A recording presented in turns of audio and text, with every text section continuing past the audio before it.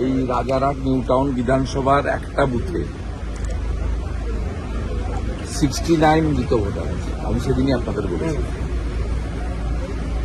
Booth number আমি আপনাদের বলি। এটা তো সব জায়গায়, এই জন্যই তো নো এসআইআর নো ইলেকশন।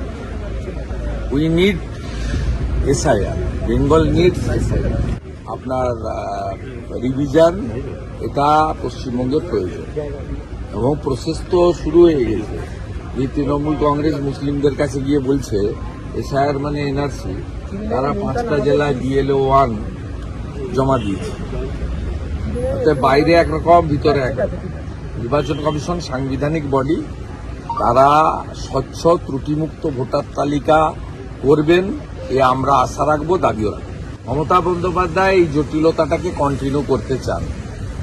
1803 জনের নাম প্রকাশ করেছে, এটা অসম্পূর্ণ তালিকা। আমি আপনাকে বলছি, এসআইআর এ যেমন আমি বলি যে 4 দফা নাম থাকবে না, বারে বারে বলি, ভবিষ্যতেও বলবো, বাকিদের নাম থাকবে, কোনো চিন্তার কারণ নেই। এক্ষেত্রেও এই যে তালিকার ক্ষেত্রে মানে সুপ্রিম কোর্ট, ডিভিশন বেঞ্চ এবং এর আগে অভিজিৎ গাঙ্গুলির যে অর্ডার, এতে কিন্তু 4 জনের নাম তারা অযোগ্য। কারা? যারা ওএমআর টেম্পারিং হয়েছে তারা 1 নম্বর, একদম ক্রিস্টাল ক্লিয়ার।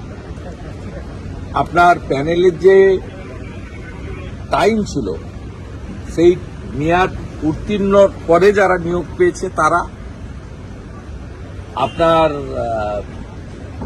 র্যাঙ্ক জাম্প যাদের হয়েছে তাদের, এবং সাদা খাতাতে যারা চাকরি